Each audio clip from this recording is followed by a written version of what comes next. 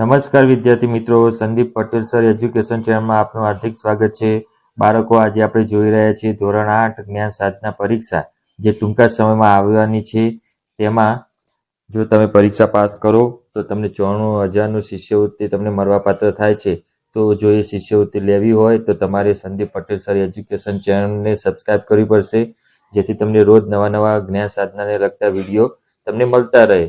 તો બાળકો, તેની અંદર આપણે જોઈએ સૌપ્રથમ તો લોહીના સંબંધ દિવસ 11-12 અંદર તેની સંપૂર્ણ સમજ આપણે આની અંદર જોઈશું. તો અહીંયા પહેલો પ્રશ્ન આપ્યો છે બાળકો કે રામની બહેનના પિતાનો એકમાત્ર પુત્ર રામ માટે શું થાય? તો વસ્તુ એક યાદ રાખો બાળકો કે રામની બહેનનો પિતાનો એકમાત્ર પુત્ર રામ, તો રામ અને એની બહેનના પિતા એક જ થાય, તો એ પોતે રામ થાય. તો જવાબ આવશે બી. એ રીતે આપણે બીજો પ્રશ્ન જોઈએ વિદ્યાર્થી મિત્રો. તો બીજા પ્રશ્નની અંદર શું કીધું છે કે સીતાની માતાના પિતાની દીકરી સીતા માટે શું થાય? તો સીતાના માતાના પિતાની દીકરી સીતા માટે તો જવાબ આવશે ડી બરાબર માતા થાય. એ રીતે આપણે ત્રીજો પ્રશ્ન જોઈએ. સૌપ્રથમ તો જ્ઞાન સાધના પરીક્ષાનો વિડીયો જોવા માટે મારી ચેનલ સબસ્ક્રાઇબ કરવાનું ભૂલતા નહીં બાળકો મિત્રો.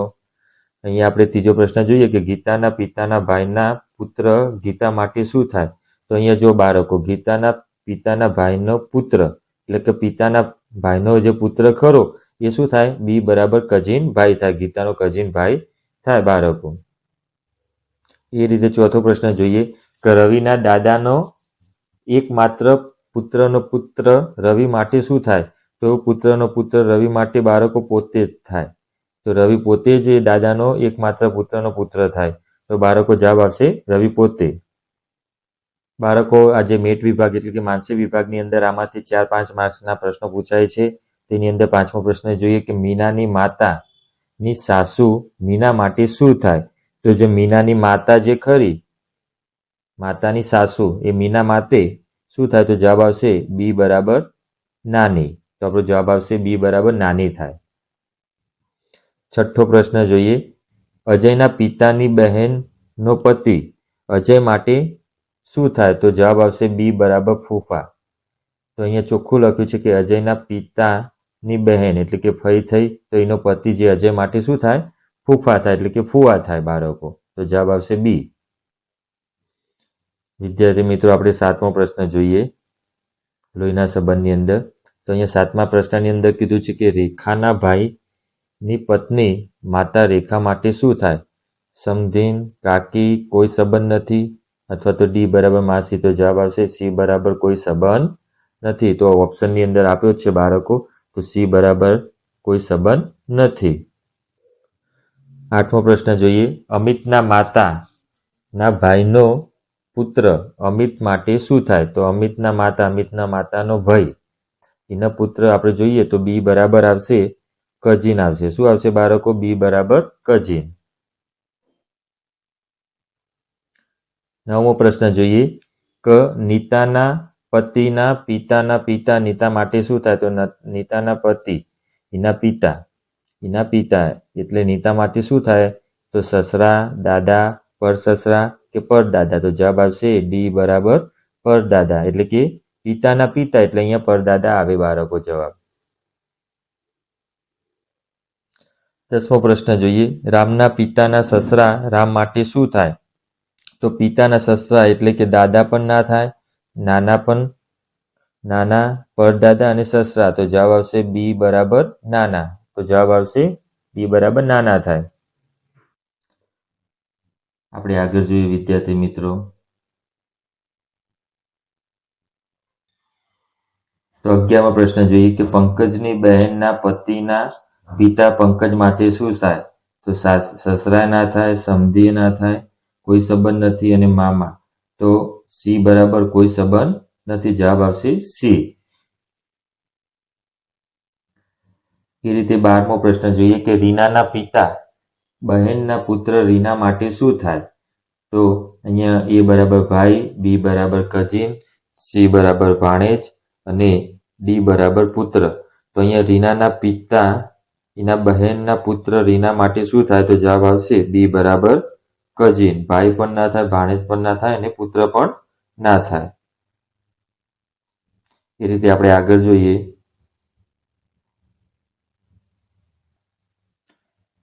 13મો પ્રશ્ન, અજયના દાદા પુત્રની પત્ની અજય માટે શું થાય? તો અજયના દાદાના પુત્ર એટલે કે એના કાકાની પત્ની અજયને શું થાય?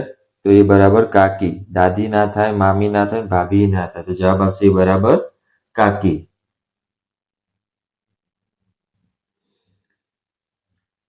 14મો પ્રશ્ન જોઈએ કે સોનલના ભાઈના પિતાના ભાઈ સોનલ માટે શું થાય?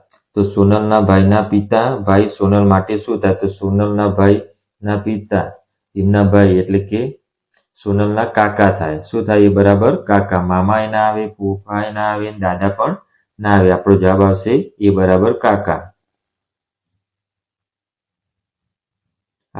બાળકો આપણે આગળનો પ્રશ્ન જોઈએ લોહીના સંબંધની અંદર. 15મો પ્રશ્ન જોઈએ કે રવિના માતાની સાસુ રવિ માટે શું થાય? દાદી, નાની, સાસુ કે માસી? તો અહીંયા જો રવિના માતાની સાસુ, તો રવિ માટે જવાબ એ બરાબર દાદી થાય. તો 15માની અંદર જવાબ આવશે એ બરાબર દાદી. 16મો પ્રશ્ન જોઈએ કે હિનાના પિતાની માતાના પતિ હિના માટે શું થાય? તો હિનાના પિતાની માતાના પતિ હિના માટે દાદા, એ બરાબર દાદા, બી બરાબર નાના, સી બરાબર પરદાદા અને ડી બરાબર કાકા. તો આપણો જવાબ આવશે એ બરાબર દાદા.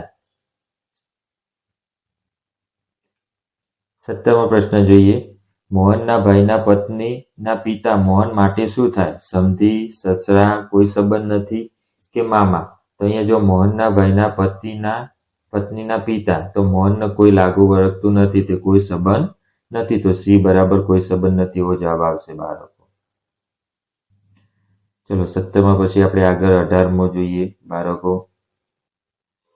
18મો પ્રશ્ન જોઈએ તો રાધાની માતાના ભાઈની પત્ની રાધા માટે શું થાય?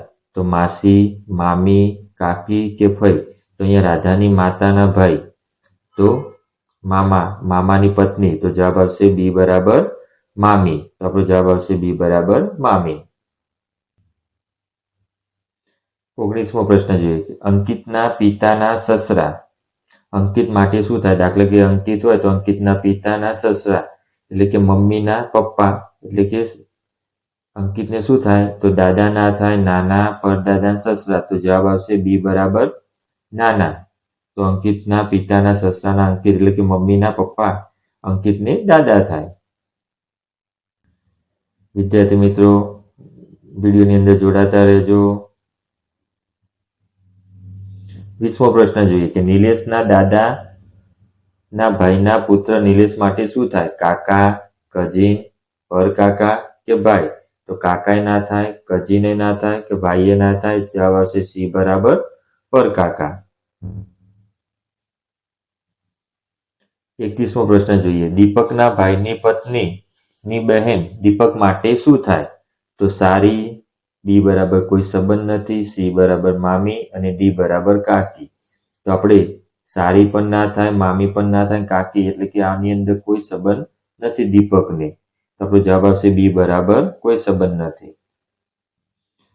આપણે આગળ જોઈએ 22મો પ્રશ્ન. 22મા પ્રશ્નની અંદર રીનાની માતા એટલે કે રીનાની મમ્મીના બહેનના જે પતિ ખરા તો રીના માટે શું થાય? તો મામા, ફૂફા, કાકા કે દાદા? તો જવાબ આવશે એ બરાબર મામા. 23મો પ્રશ્ન જોઈએ. હર્ષના પિતાના ભાઈની દીકરી હર્ષ માટે શું થાય? તો હર્ષના પિતાના ભાઈની દીકરી. તો હર્ષ માટે શું થાય? બહેન ના થાય, કઝિન બહેન, ભત્રીજી કે દીકરી?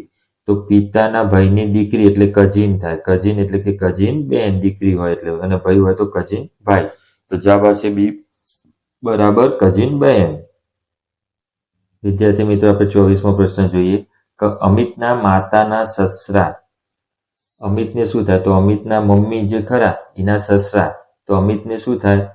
તો મમ્મીના પપ્પા હોય સસરા એટલે કે અમિતને દાદા, નાના, પરદાદા કે સસરા? તો જવાબ આવશે બી બરાબર નાના. વિદ્યાર્થી મિત્રો આપણે આગળ જોઈએ 25મો પ્રશ્ન. 25મો પ્રશ્ન, રવિના દાદાની દીકરી રવિ માટે શું થાય? તો એ બરાબર માસી, બી બરાબર ફોઈ, સી બરાબર કાકી, ડી બરાબર બહેન.